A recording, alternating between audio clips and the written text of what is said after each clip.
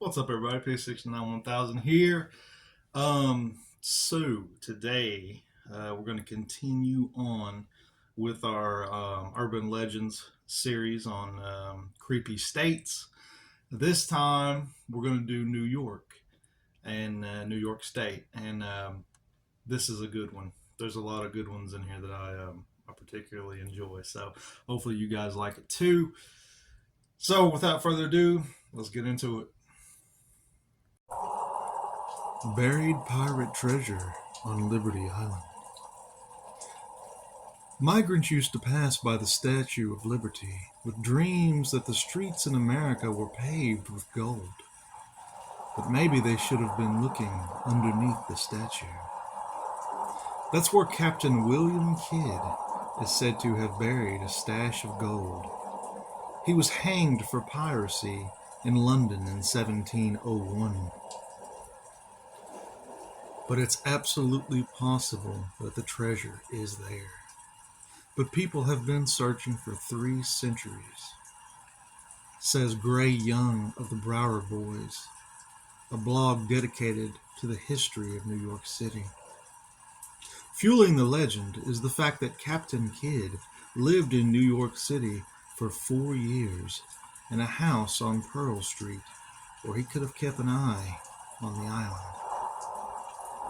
But he warned the treasure may be protected by ghosts. One account says that a century after his death, some soldiers at nearby Fort Wood went to a psychic to locate the treasure. They followed her and her instructions and began digging on the next full moon. Their shovels struck something hard, a chest. They struck something else next, a skull.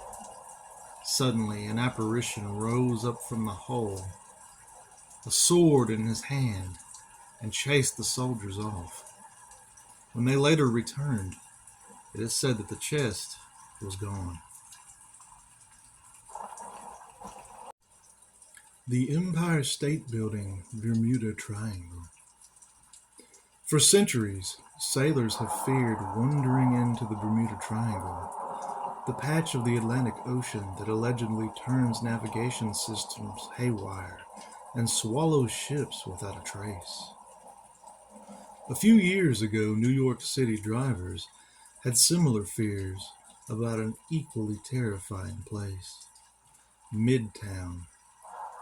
Around 2008, drivers started complaining that within 5-block radius of the Empire State Building, their cars would inexplicably die and refuse to start up again.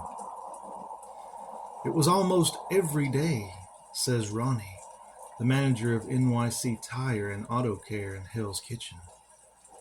He says, "We used to pick up cars, take them a few blocks, and they would start up just fine."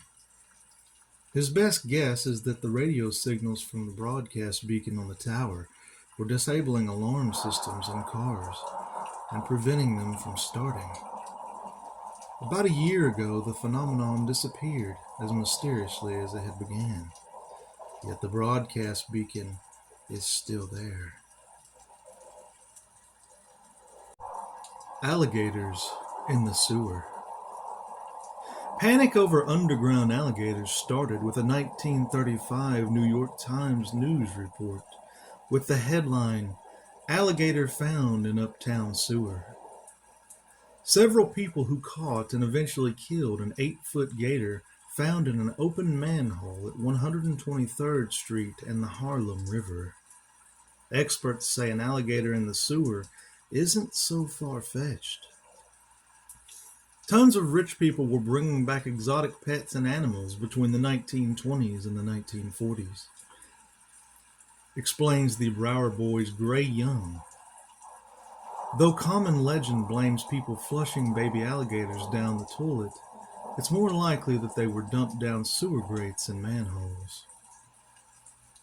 There have been about 12 sightings of alligators in the sewers over the years, but you would need many more to create a thriving colony of them beneath the city, offers Fran Capo, author of Myths and Mysteries of New York City.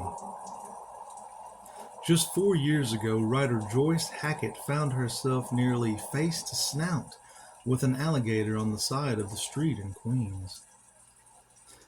There it was on the wet asphalt, crouching, she wrote in the Garden of the Experience. I thought of my dog, poised to hunt, and wonder if the gator's stillness was a prelude to lunging for the ankle of one of its hecklers. It seems there just might be alligators in New York's sewer systems, after all. The White Lady's Castle, Rochester, New York. Nestled near a forest in Rochester, New York, is a crumbling old foundation which looks not like a medieval castle. And although history tells us the structure was part of an early 20th century dining hall, locals know this site is the White Lady's Castle. The actual building ruins located in Durland Eastman Park were once part of a hotel dining hall that served swimmers in the nearby Lake Ontario. Now the site is little more than sets of curved steps leading up to a tall stone wall, the top of which serves as some sort of rampart. The overall impression is that of an ancient European castle fallen into ruin, so it is no wonder that a large amount of local legend has grown around the site. As the story goes, the crumbling remains are all that is left of a stately home belonging to an overprotective mother and her daughter. One night, the daughter went out for a stroll and never returned. The mother, thinking that her daughter had ran away with a young suitor, went mad and continues to haunt any young man who may dare to visit the remains of her home. Locals have reported seeing a white phantom hovering over the ramparts, and more dramatically, some have reported seeing the ghost flanked by a pair of spectral dogs that will chase anyone away foolish enough to come near her home. The never-ending journey of the Hellgate train. Local legend has it that if you hear a train thundering over the tracks of Hellgate in the wee small hours of the morning, and it stops in the middle of the bridge, it means that the train is letting off the ghosts of all the explorers who lost their lives in the waters of the Hellgate. On New York's East River is a steel and stone bridge known as Hellgate Bridge. Legend is the bridge is haunted by a train. The train is said to carry the souls of those who have possibly jumped off the bridge or were killed and thrown from the bridge. Those who are unfortunate enough to live near the bridge hear the unmistakable sound of a train crossing over the bridge at all hours of the night. And many have seen light from a train that seemingly never arrives.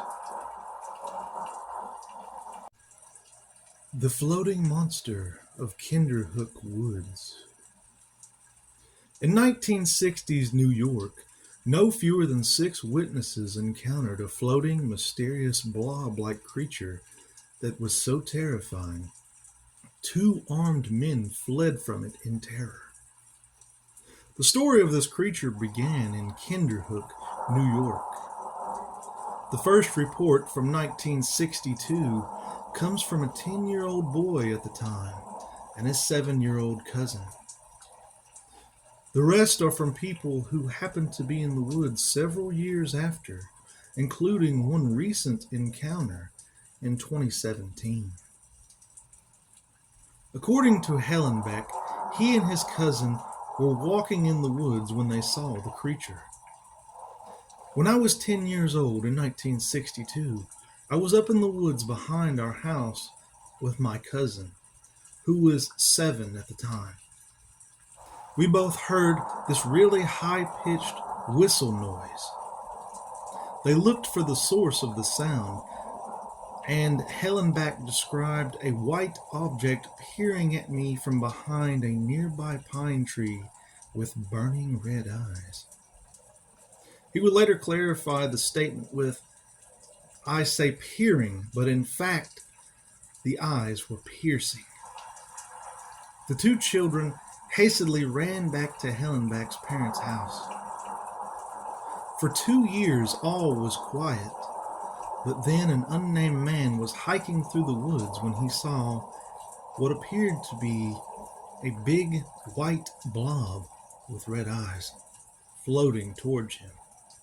It terrified him so much that he jumped over a pond measuring 6 feet across. He eventually mustered up the courage to return to the scene with his once skeptical friend, armed with shovels and pitchforks, ready to confront the beast.